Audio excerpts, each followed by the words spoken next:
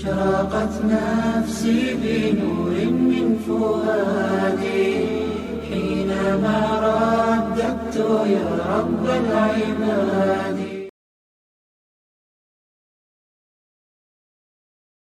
الحمد لله وكفى وسلام على عباده الذين اصطفى أما بعد فأعوذ بالله من الشيطان الرجيم بسم الله الرحمن الرحيم فمن عفا وأصلح فأجره على الله. قال النبي صلى الله عليه وسلم من كف غضبه کف اللہ عنہ عذابہ او کما قال علیہ الصلاۃ والسلام. گزشتہ جمعہ میں بیان کیا گیا تھا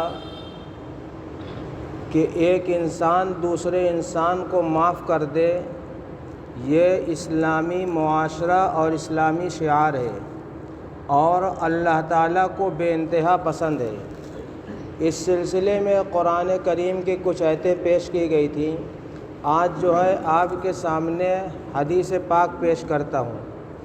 نبی پاک صلی اللہ علیہ وسلم نے قسم کھا کر ارشاد فرمایا کہ ما زاد اللہ عبدا بعفو الا عزا.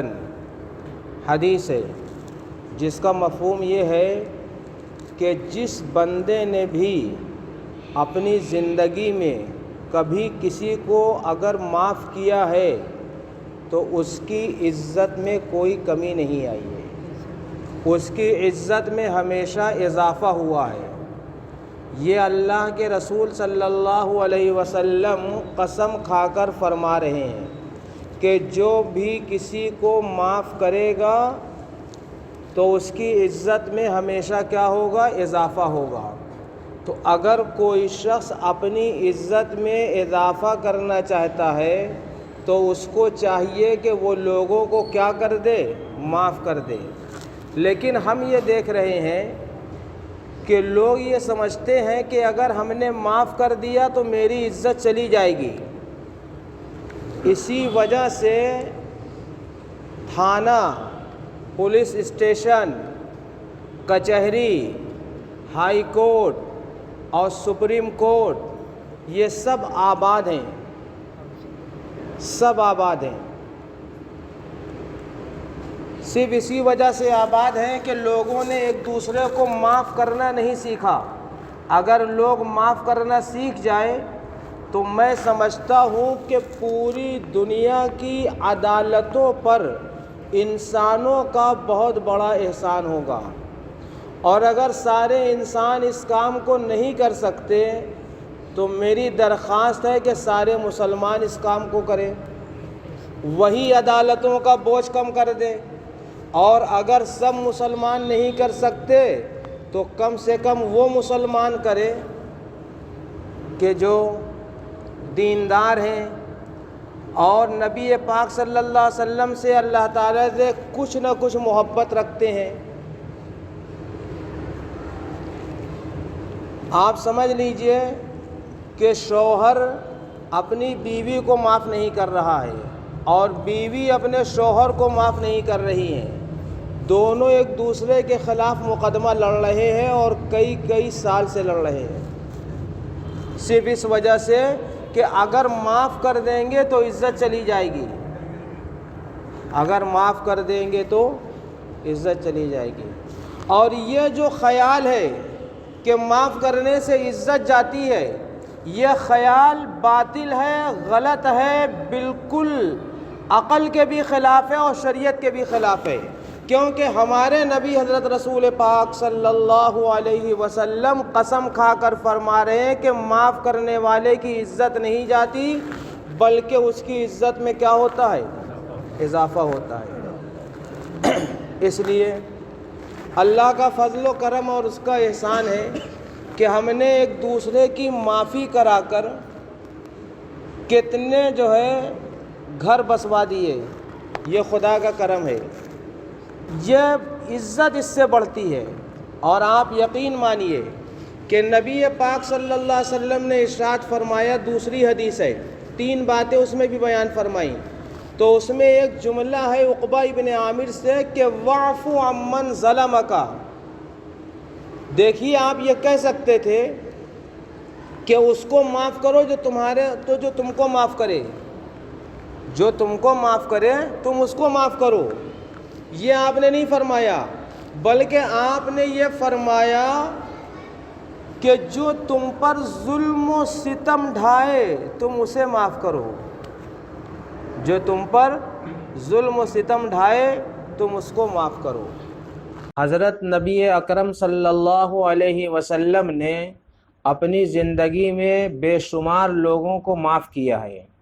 انہی میں سے ایک قصہ یہ ہے کہ مسجد نبوی میں ایک دیہاتی شخص آیا اور اس نے مسجد کے ایک کونے میں پیشاب کرنا شروع کر دیا۔ صحابہ کرام اس کی طرف دوڑے۔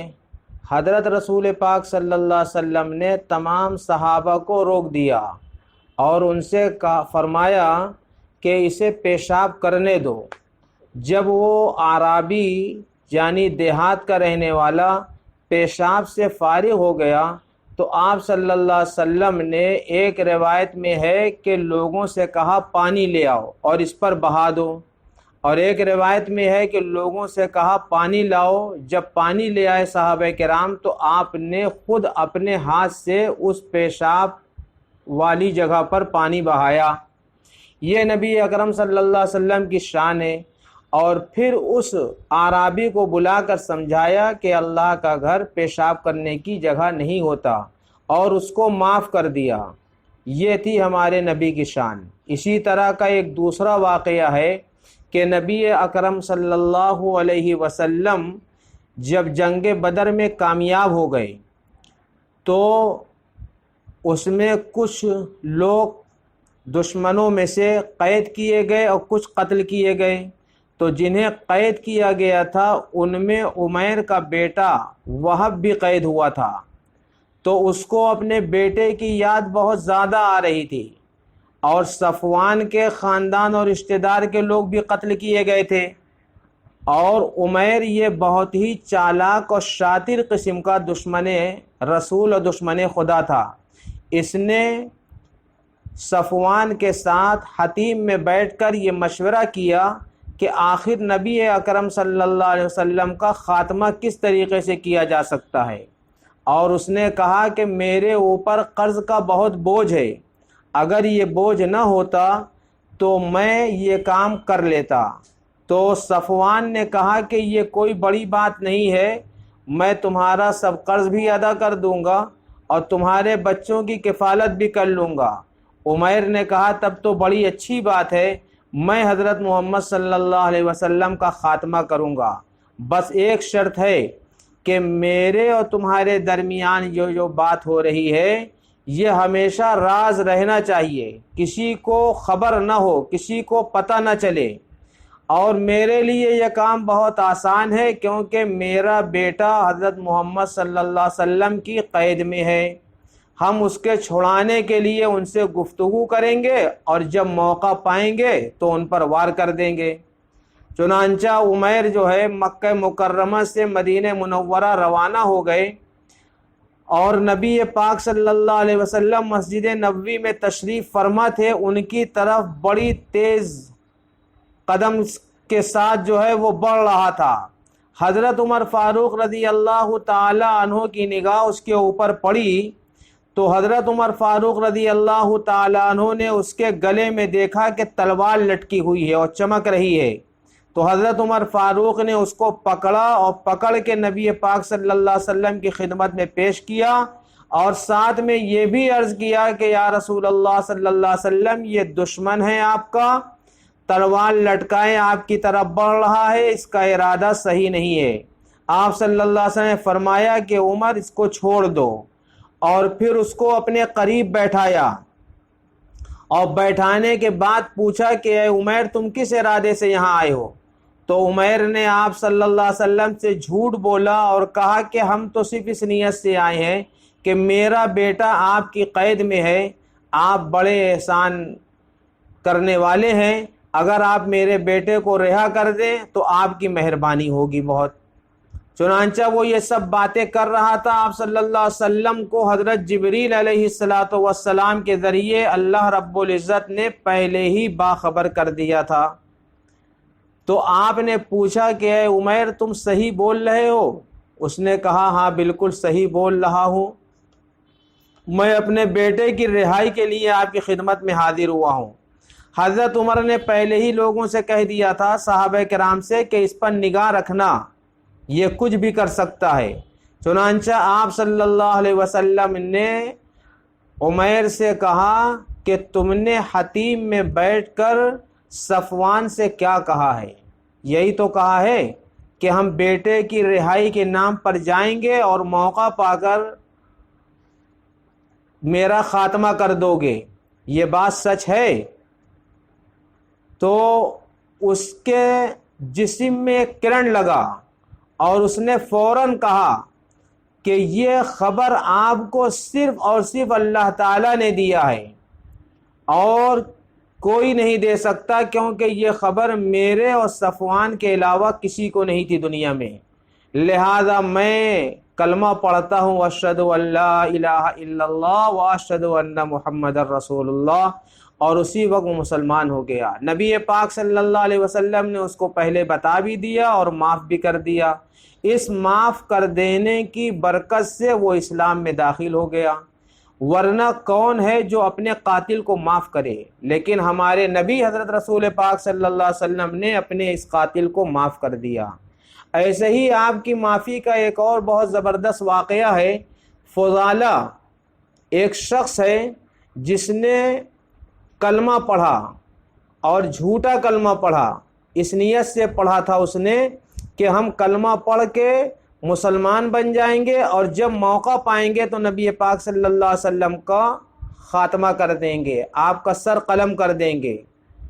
چنانچہ وہ فضالہ اس نیت سے مستقل کام کر رہا تھا اور ایمان میں داخل ہونے کے بعد اس جستجو میں تھا۔ اس نے بہت سوچا کہ ہر وقت تو آپ کے ساتھ صحابہ کرام رہتے ہیں، آخر آپ کا قتل اتنا آسان نہیں ہے، اور اگر میں نے قتل کیا بھی تو میں بچ نہیں پاؤں گا۔ تو وہ موقع کی تلاش میں تھا۔ اس نے یہ طے کیا کہ جب آپ طواف کرتے ہیں تو اس وقت زیادہ تر تنہا ہوتے ہیں۔ چنانچہ اس نے اپنے کرتے کے اندر تلوار کو چھپا لیا اور نبی پاک صلی اللہ علیہ وسلم طواف کر رہے تھے اور وہ آپ کے پیچھے پیچھے طواف میں چل رہا تھا، اور اس موقع میں تھا کہ کسی بھی چکر میں موقع پا کر آپ کا سر قلم کر دیں گے۔ اللہ تعالیٰ نے حضرت جبریل علیہ السلام کے واسطے سے نبی پاک صلی اللہ علیہ وسلم کو فضالہ کے دل میں جو کچھ تھا اس کی خبر دے دی۔ تو نبی پاک صلی اللہ علیہ وسلم کے قریب سے جب فضالہ گزر رہا تھا تو آپ صلی اللہ علیہ وسلم نے پوچھا کہ انت فضالہ، کیا تم فضالہ ہو؟ اس نے کہا نعم انا فضالہ، ہاں میں فضالہ ہوں۔ آپ صلی اللہ علیہ وسلم نے پوچھا کہ تم طواف کر رہے ہو؟ اس نے کہا ہاں۔ پوچھا کیا ارادہ ہے؟ کہا کوئی ارادہ نہیں ہے، صرف طواف کرنے کا ارادہ ہے، اور یہ ہے دل میں خیال کہ جو ہے آپ کا ساتھ ہو جائے گا طواف میں۔ آپ صلی اللہ علیہ وسلم نے فرمایا کہ تمہارے جی میں یہ آ رہا ہے کہ جب میں موقع پاؤں گا تو ان کا خاتمہ کر دوں گا، کیا یہ بات صحیح ہے؟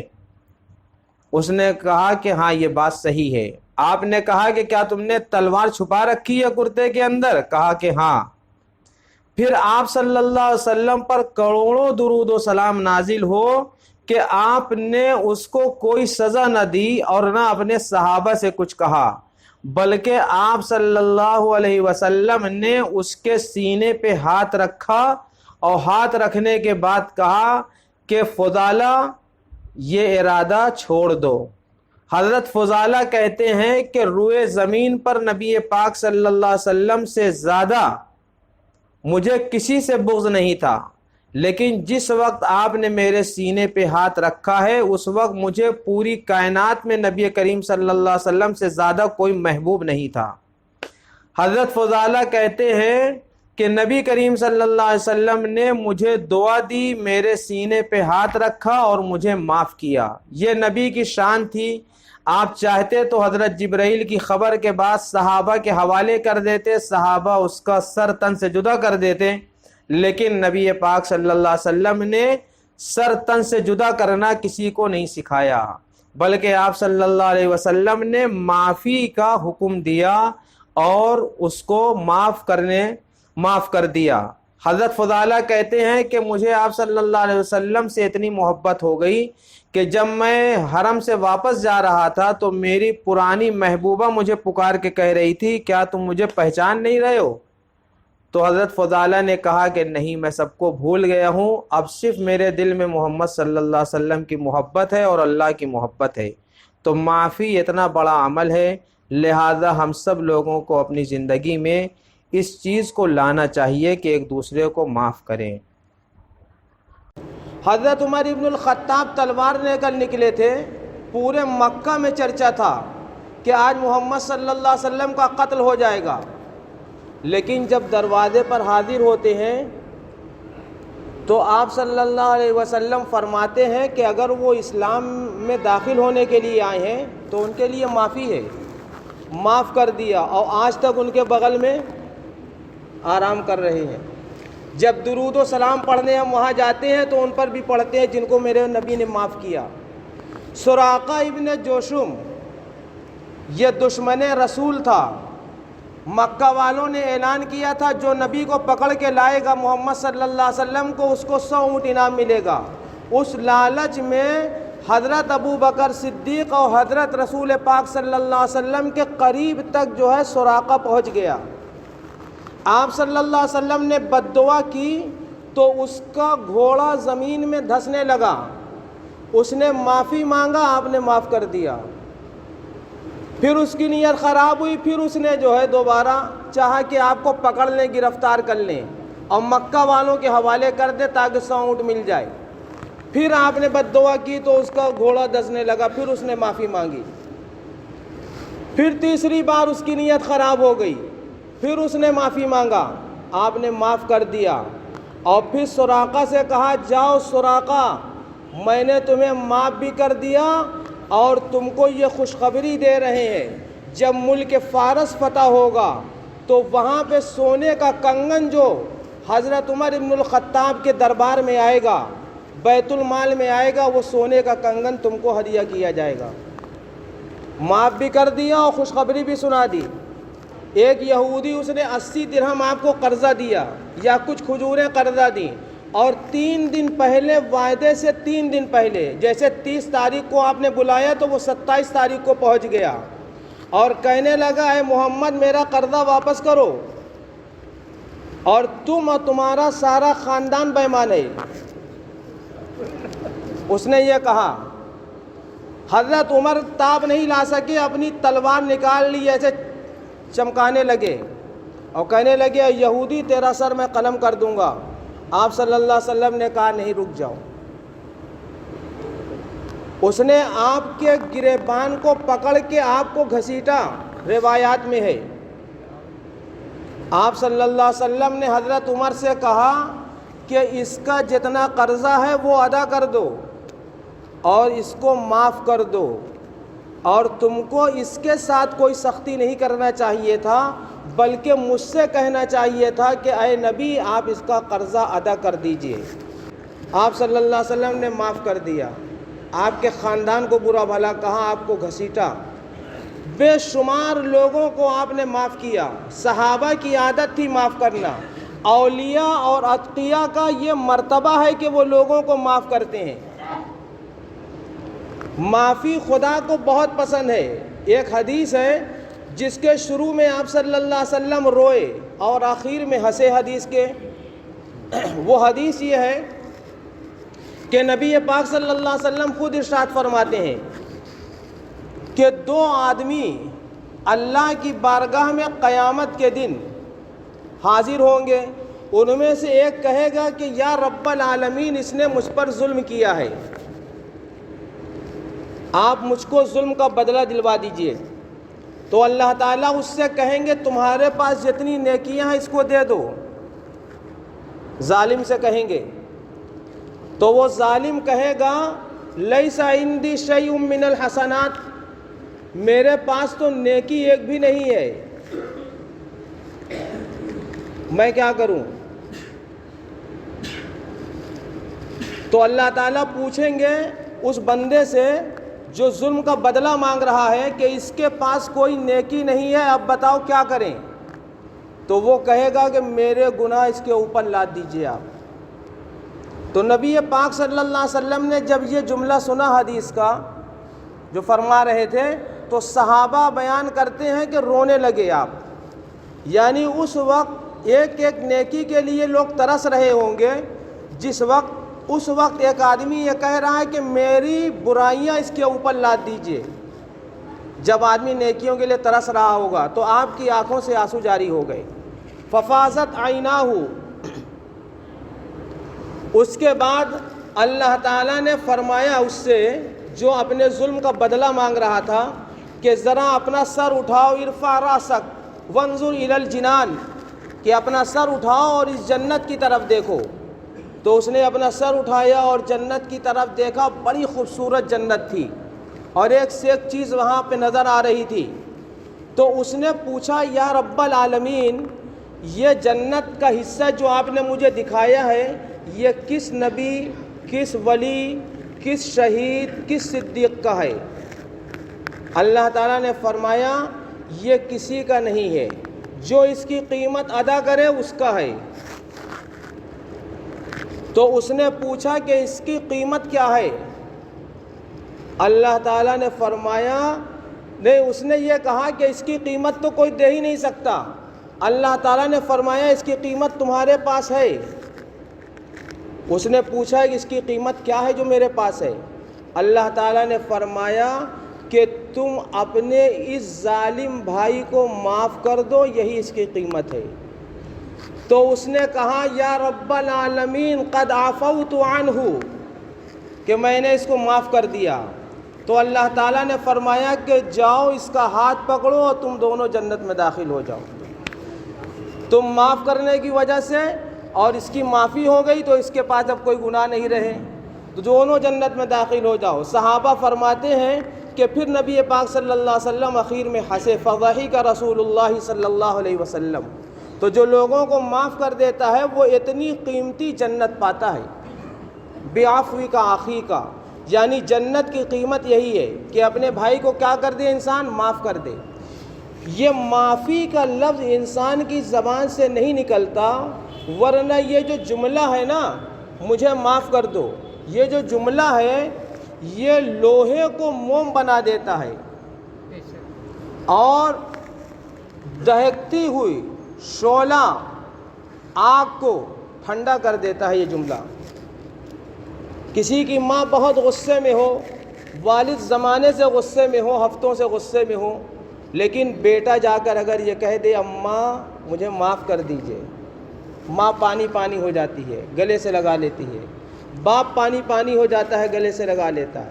یہ جملہ مجھے معاف کر دو یہ بہت بڑا جملہ ہے۔ یہ جملہ انسان کے مہینوں اور سالوں اور برسوں کے کینے، کپٹ اور غصے کو دل سے ایک بار میں نکال کر پھینک دیتا ہے، لیکن شیطان اس جملے کو زبان پر آنے نہیں دیتا، زبان پر تالا لگا دیتا ہے، کہتا ہے تمہاری عزت چلی جائے گی، جبکہ نبی کہہ رہے تمہاری عزت کیا ہوگی؟ بڑھ جائے گی۔ نبی پاک صلی اللہ علیہ وسلم فرمایا کہ رحم اللہ رجلا سامحا، کہ اللہ تعالیٰ اس آدمی پر رحم کرتے ہیں جو لوگوں کو معاف کرتا ہے، خریدتے وقت معاف کرتا ہے، بیچنے کے وقت معاف کرتا ہے، معاملات کے وقت معاف کرتا ہے۔ اللہ تعالیٰ کو معافی بے انتہا پسند ہے۔ حضرت موسیٰ علیہ السلام نے پوچھا کہ اے اللہ آپ یہ بتائیے کہ آپ کو دنیا میں سب سے اچھا انسان کون سا لگتا ہے، یا آپ کے نزدیک سب سے بہتر کون ہے؟ اللہ تعالیٰ نے فرمایا اے موسیٰ میرے نزدیک سب سے بہتر وہ ہے جو اپنے بھائی کو معاف کر دے، جو اپنے بھائی کو معاف کر دے۔ ایک مرتبہ صحابہ بیٹھے ہوئے تھے اور ایک مسلمان گزر رہا تھا.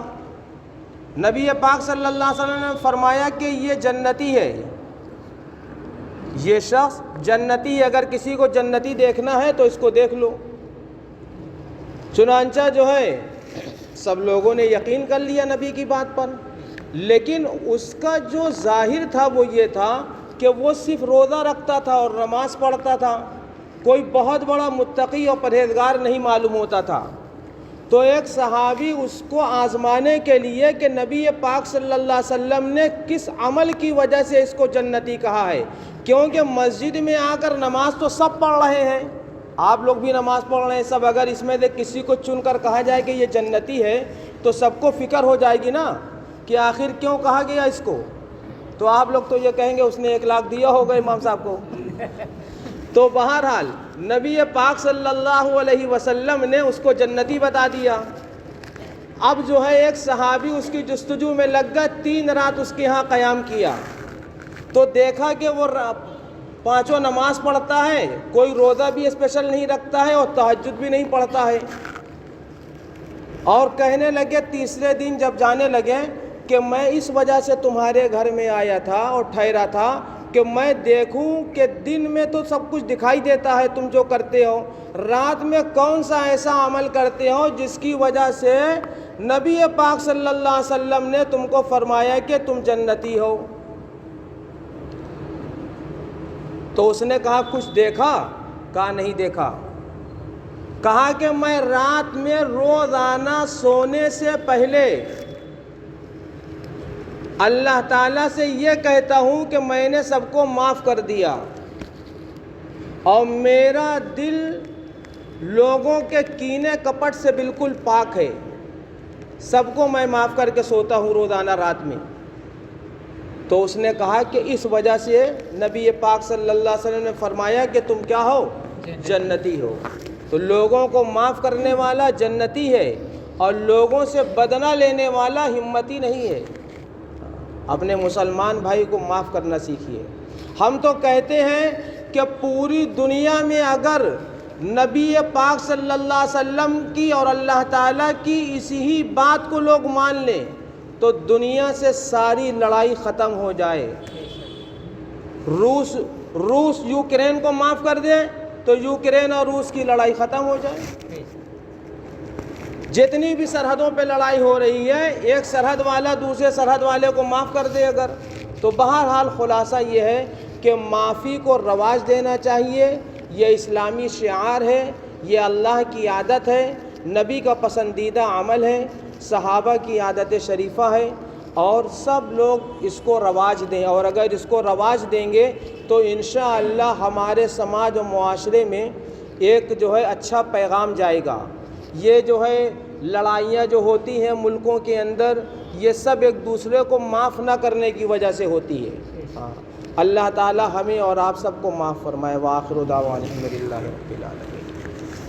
أشرقت نفسي بنور من فؤادي حينما رددت يا رب العباد وانتشت روحي وصار الدمع يجري يا إلهي خذ بقلبي للرشاد.